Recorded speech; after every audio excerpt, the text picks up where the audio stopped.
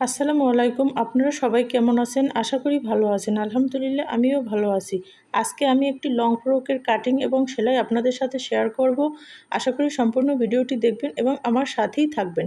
এখানে আমি দুটি কালারের বয়েল কাপড় দিয়ে ড্রেসটি তৈরি করব। আমি কালো কালার এবং মসুরি কালার দুটি বয়েল কাপড় 1.5 গজ এবং 1 গজ পরিমাণ নিয়েছি। আপনারা এরকম দেখে সুন্দরভাবে ড্রেস তৈরি করতে পারেন একদম সহজে। এখানে আমি বডির জন্য লং নিয়েছি 11.5 ইঞ্চি, 10 ইঞ্চি আমার বডির লংয়ের অরিজিনাল মাপ, 1.5 ইঞ্চি আমি সেলাইয়ের জন্য নিয়েছি। আমি এখন পিছনের গলা 2.5 ইঞ্চি পরিমাণ সাইডে নিয়ে নেব এবং নিচে আমি 2.5 ইঞ্চি পরিমাণ দাবিয়ে তারপর আমি সুন্দরভাবে রাউন্ড শেপ দিয়ে দেব এবং আমি সামনের গলা 4.5 ইঞ্চি পরিমাণ দাবিয়ে তারপর সুন্দরভাবে রাউন্ড শেপ দিয়ে আমি বডিতে সুন্দর একটি ডিজাইন করে দেব গলার সাথে, সেটিও আপনাদের সাথে শেয়ার করব। আশা করি সম্পূর্ণ ভিডিওটি দেখবেন এবং আমার সাথেই থাকবেন। এখন আমি পুটের জন্য 3.5 ইঞ্চি নিয়ে নিয়েছি এবং আমি আরমহলের জন্য 5.5 ইঞ্চি নিয়ে তারপর দাগ কেটে দেব সুন্দরভাবে। আমি বডির জন্য এখানে 7.5 ইঞ্চি নেব, 1 ইঞ্চি সেলাইয়ের জন্য নেব। যেহেতু এই ড্রেসটির বডির মাপ হচ্ছে 26 ইঞ্চি, 26-এর আমি 4 ভাগ করে 6.5 ইঞ্চি, 1 ইঞ্চি আমি সেলাইয়ের জন্য 7.5 ইঞ্চি নিয়েছি এবং আমি কোমরের জন্য 7.5 ইঞ্চি, 1 ইঞ্চি সেলাইয়ের জন্য নিয়েছি। তারপর আমি এরকম সুন্দরভাবে কাটিং করে পিছনের সাইড আলাদা করে রেখেছি। তারপর আমি সামনের সাইডের গলাটি আমি এরকম সুন্দরভাবে রাউন্ডভাবে কাটিং করে নিচ্ছি।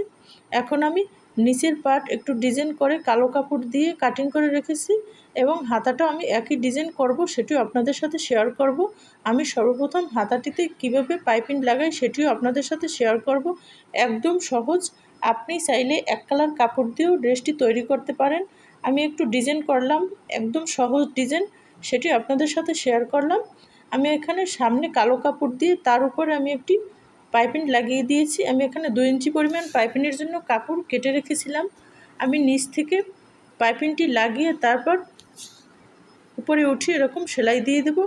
এরকম আপনারা চাইলে সুন্দর সুন্দর ড্রেস তৈরি করতে পারেন একদম সহজে। আমি পিছনের বডিতে চেইন লাগিয়ে দেব, সেজন্য আমি চেইনটি এরকম সুন্দরভাবে লাগিয়ে নিচ্ছি। আমি চেইনটি নিচে রেখে তারপর উপর থেকে এরকম সোজাভাবে সেলাই দিয়ে দিচ্ছি। আপনারা এরকম সহজে চেইন লাগিয়ে নিতে পারেন। এখন আমি বডির 2 সাইড এরকম পুটের সেলাই দিয়ে তারপর 2 সাইড একত্র করে সামনে কিভাবে ডিজাইন করি সেটি আপনাদের সাথে শেয়ার করব। একদম সহজ ডিজাইন। আমি এরকম গলাটা মাঝখান থেকে ভাঁজ করে তারপর কালো কাপড় নিয়ে বডির পার্টটি আমি উপরে উঠিয়ে তারপর আমি এরকম সুন্দরভাবে রেখে তারপর আমি সুন্দরভাবে গলার মাপটি এরকম রাউন্ডভাবে দাগ কেটে তারপর আমি কাটিং করে বডির সাথে অ্যাডজাস্ট করে দেব। এখানে আমি 3 ইঞ্চি পরিমাণ দাগ কেটে সুন্দরভাবে রাউন্ড করে দেব। আমি পিছনের সাইডটি এরকম একটু তেরছি করে দেব এবং সামনের সাইডটি এরকম রাউন্ড করে সুন্দর একটি শেপ দিয়ে তারপর এরকম কাটিং করে দিচ্ছি। এখন আমি যে ডিজাইনটি কাটিং করেছি সেটি আমি এরকম নিচ থেকে এরকম সুন্দরভাবে সেলাই করে ঘুরে ঘুরে তারপর উল্টিয়ে আমি তার উপর একটা চাপ সেলাই দিয়ে দেব। গলার মাপ অনুসারে আমি এরকম সাইড থেকে সুন্দরভাবে সেলাই করে তারপর উল্টিয়ে আপনাদের দেখিয়ে দিচ্ছি। যদি বেশি সেলাই হয়ে যায় তাহলে আপনার গলার মাপ থেকে একটু ছোট বড় হয়ে যেতে পারে।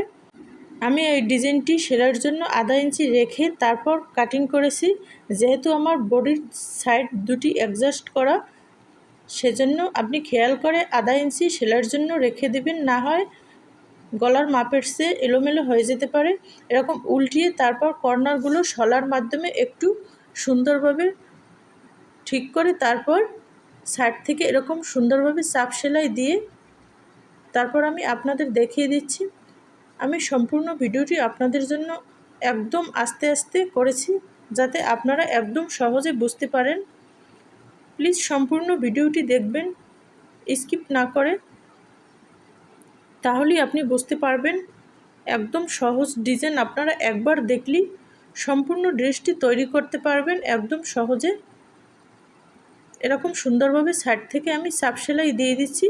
তারপর আমি সামনের সাইডের বডিতে এরকম একটি চিহ্ন দিয়ে দিয়েছি, সামনের পাটে বুকে এরকম গলার মাঝখানে আমি একটি চিহ্ন দিয়ে দিয়েছি।